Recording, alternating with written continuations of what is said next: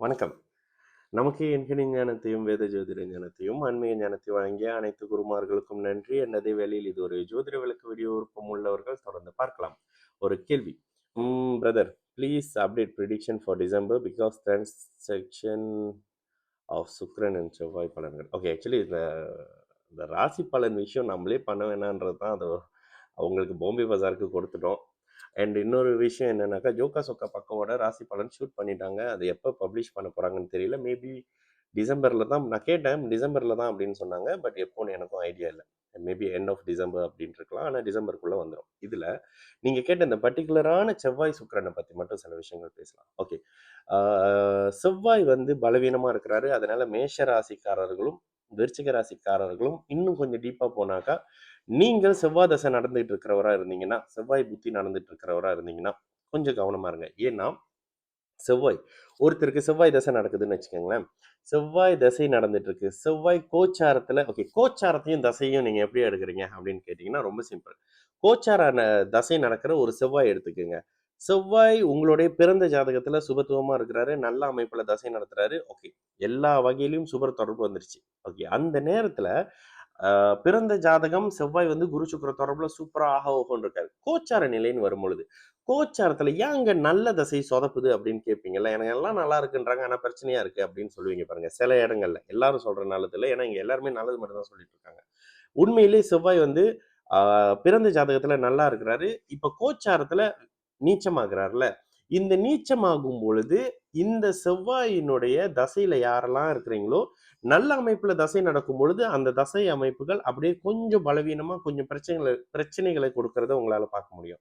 Already அவரே 6, 8ஆம் அதிபதியா இருந்து கொடுமைகளை பண்ணிக்கிட்டு இருக்காருன்னா இன்னும் கொடுமைகளை பண்ற மாதிரியான சில அமைப்புகள் தெரியும். செவ்வாயோட இயல்பான காரகம் உயிர் காரகம் அப்படின்னு பாத்தீங்கன்னா சகோதர அமைப்பும் ரத்தத்தின் அமைப்பும். அப்ப ரத்த காயம், பிரச்சனைகள், சண்டை, வெட்டுக்குத்து இது மாதிரியான அமைப்புகள்ல செவ்வாய் வந்து பலவீனமான அமைப்புல பலன் தருவார். ஓகே, இந்த அளவு கொஞ்சம் நெகட்டிவ் பார்த்துரும், நிறைய பாசிட்டிவ் பார்ப்போம்.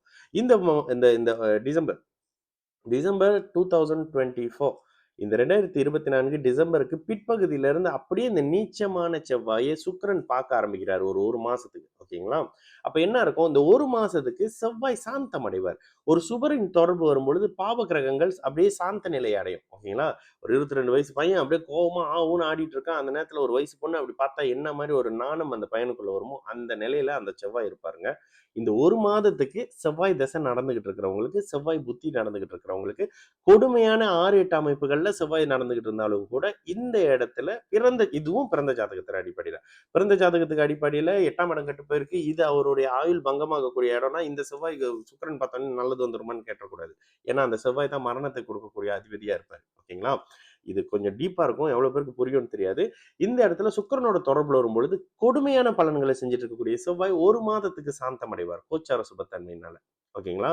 கோச்சார சுபத்தன்மையில அவர் சாந்தமாவாரு. அப்போ நல்லது நடந்து நல்ல அமைப்புல யோகரா இருந்து செவ்வாய் தசை நடத்தும் பொழுது அந்த தசை நல்ல பலனை கொடுக்க ஆரம்பிக்கும். அந்த ஒரு மாதத்துக்கு மாத கடைசியில இருந்து ஜனவரி வரைக்கும் அப்படின்ற வச்சுக்கோங்களேன். ஜனவரி பிற்பகுதி வரைக்கும். அதே மாதிரி கொடுமையான பலன்கள் இருக்கிறவங்களுக்கு சமாளிக்கக்கூடிய பிரச்சனைகள் மாதிரி இந்த ஒரு மாதத்துக்கு வரும் கோச்சாரத்துல. ஓகேங்களா? இந்த அமைப்பு பாருங்க. எப்பெல்லாம் அவர் வந்து பௌர்ணமி சந்திரனோட தொடர்புல ஒளியா வராரு, தனி புதனோட தொடர்புல வராரு, குருவின் தொடர்புல அவர் வர முடியாது. இப்போதைக்கு இன்னும் ஒரு 6 மாசத்துக்கு ஆகும். 6 மாசத்துக்குலாம் ஆகாது. இன்னும் 1 வருஷம் கூட ஆகும். அந்த அமைப்புகள்ல கொஞ்சம் டைம் ஆகும். அப்போ அதுக்கு பிறகு தான் அவர் குருவின் பார்வையில வருவாரு. கோச்சாரத்துடைய தசாபுத்தி அமைப்பு. தசாபுத்தியில உங்களுக்கு ஒரு செவ்வாய் ஓகே. இன்னொரு செவ்வாய பத்தி பேசிட்டோமா, அடுத்து சனின்னு வச்சுக்கோங்க. சனி தசை நடந்துகிட்டு இருக்கிறவங்களுக்கு இந்த ஒரு மாசம் ரொம்ப கடுமையா இருக்கும். செவ்வாய் எப்போ கடகத்துல வந்தாரோ, சனிய பார்க்க ஆரம்பிச்சாரோ, அப்பயிலேருந்து சனி தசை நடந்துட்டு இருக்கிறவங்களுக்குலாம் கொஞ்சம் கடுமையான பலன் இருக்கும். கோச்சார தசாபுத்தி நல்லா இருக்கும். கோச்சாரம் நல்லா இருக்கும். ஆனா, இந்த இடத்துல ஏன் கஷ்டப்படுறீங்கன்னு தெரியாம கஷ்டப்பட்டுட்டு இருப்பீங்கல்ல. இந்த இடத்துல கோச்சாரத்துல சனியை செவ்வாய் பார்க்கிறாரு 8ஆம் பார்வையினால கொடுமையாக இருக்கும். அடுத்த மாதத்துல அந்த செவ்வாய் வந்து போய் இவரோட சாரி சுக்கிரன் வந்து சனியோட போய் சேரும் பொழுது சனி சுபாமைப்புல வந்துருவாரு. சுக்கிர தசை நடக்கிறவங்க எல்லாம் மாட்டிக்குவீங்க. உங்களுக்கு புரியுதுங்களா? என்ன மாதிரி நான் பேசுறேன்? புரிஞ்சா தயவு செஞ்சு இதுக்கு மட்டும் ஒரு கமெண்ட் போடுங்க, புரியுது அப்படின்ட்டுன்னு.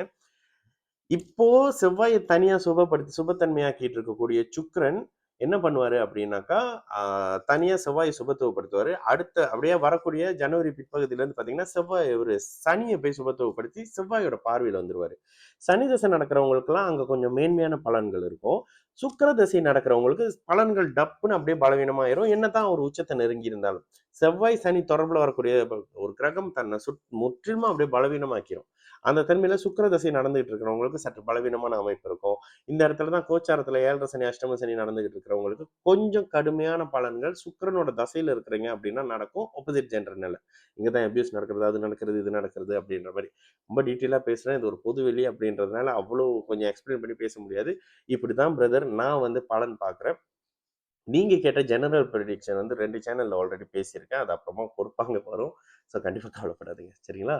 நல்லது நடக்கும். எல்லோரும் நல்லா இருப்போம். வணக்கம்.